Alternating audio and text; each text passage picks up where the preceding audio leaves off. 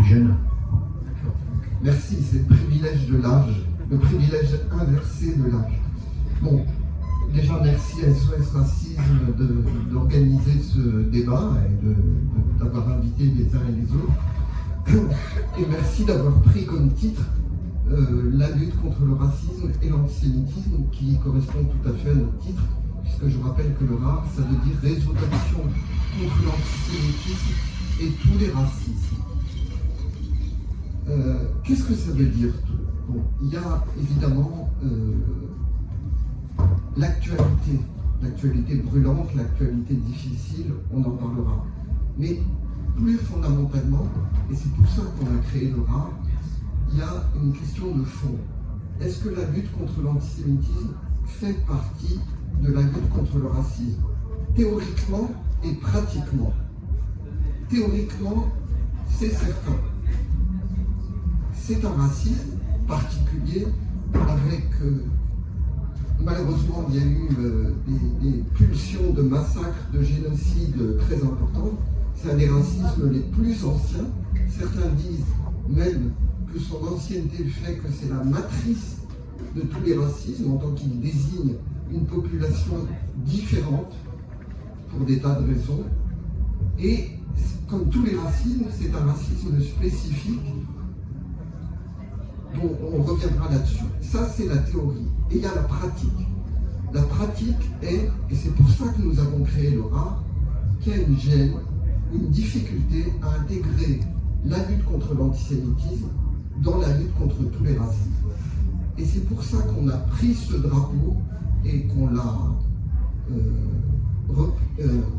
établi ce collectif. Et pour éviter, je dirais, simplement de se faire des politesses entre nous et dire qu'on est tous d'accord, bien sûr, qu'il faut intégrer, etc., il faut partir de la réalité. Dans les dernières années, traditionnellement, la gauche, depuis l'affaire Dreyfus, ça n'a pas été toujours le cas, mais depuis l'affaire Dreyfus, la gauche et le mouvement antiraciste ont pris le drapeau de la lutte contre l'antisémitisme. Il y a eu beaucoup d'hésitations à l'époque. Jaurès lui-même, le grand Jean Jaurès, a hésité avant de basculer du côté de la lutte contre l'antisémitisme, parce qu'il y avait toutes sortes d'idées au XIXe siècle sur le fait que les juifs étaient des capitalistes. Vous voyez, déjà, il y avait ce problème à l'époque.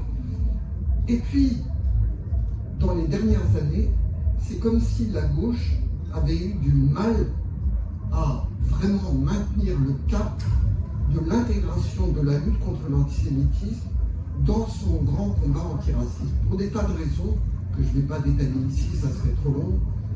L'émergence de la lutte antiraciste liée à la question post-coloniale, à laquelle nous adhérons totalement, la peur que ce soit mélangé au conflit israélo-palestinien, ô combien depuis le 7 octobre, toutes sortes de phénomènes. Et donc, il y a eu, et il y a toujours, une difficulté des organisations antiracistes, de la gauche et du monde politique en général à intégrer cette question. Et le paradoxe, là aussi j'essaye de provoquer un peu, si je puis dire, le paradoxe terrible, c'est qu'aujourd'hui, ceux qui apparaissent comme étant les tenants de la lutte contre l'antisémitisme, c'est la droite et l'extrême droite.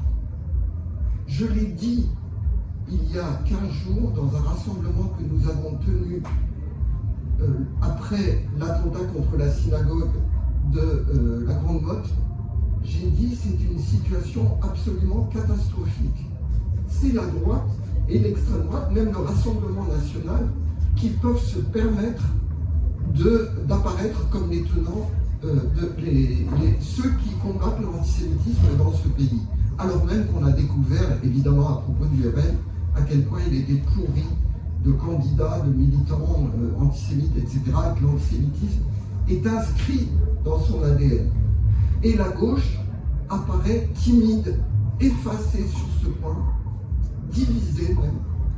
Je ne parle pas des choses les plus extrêmes qu'une fraction de la gauche porte, mais au-delà, comme s'il y avait une gêne. Or, ça devrait être la gauche, le mouvement antiraciste, et je parle à mes amis à ma gauche et à ma droite, qui devrait être à la tête de cette lutte contre l'antisémitisme, ce qui n'empêche en rien tous les autres combats contre tous les racismes, et ce qui n'empêche en rien le combat pour la paix au Moyen-Orient. Voilà quelques mots d'introduction. Merci à vous.